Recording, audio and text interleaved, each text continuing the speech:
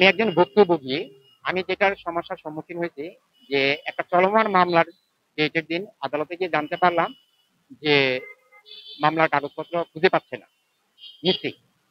খুঁজে পাচ্ছে না বা মিসিং বা হারিয়ে গেছে বা মিসম্যাচ যেটাই হোক, আদালত থেকে একটা মামলার কাগজ, চলমান মামলার কাগজ হারিয়ে যাবে বা খুঁজে পাবে না, এটা অবাক কাণ্ড, যেটা আমাকে বিস্মিত করেছে।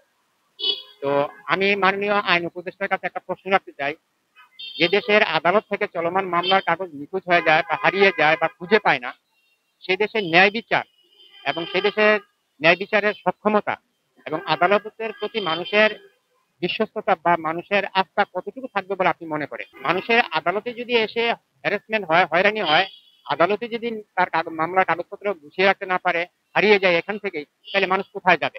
কোথায় গিয়ে দাঁড়াবে? নিরাপত্তা কোথায়? তার ন্যায় বিচার কোথায়?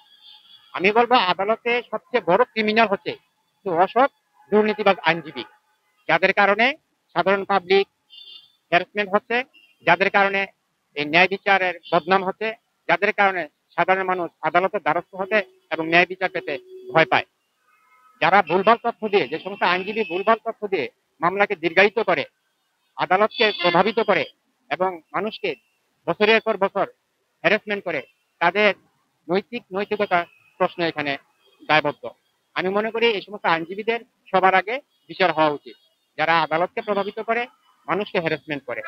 মাননীয় আইনমন্ত্রীর কাছে আমার সদয় বিনীত অনুরোধ, এই আদালত অঙ্গনকে আপনি সুশৃঙ্খলভাবে এবং মানুষ যাতে হয়রানি না হয় এবং আদালতকে আপনি দুর্নীতিমুক্ত করুন।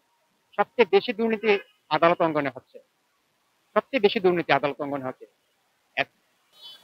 কিন্তু আমাদের দেশে সেটা খুবই কম হয়। আমাদের দেশে দলবদ্ধভাবে আসতে হয়, মিটিং নিয়ে, মিছিল নিয়ে, ভাঙচুর করে, তখন সরকার একটা অনেক নড়ে। আমি আজকে এখানে দাঁড়িয়েছি, সরকার আমার এই কথাটা যাচাই করতে পারে যে কথাটা সত্য কিনা বা কতটুকু সত্য, এবং এটা যদি সত্য হয়ে থাকে তাহলে এটার উপর সরকার পদক্ষেপ নিতে পারে, তাইলে জনগণের ভোগান্তিটা কমবে।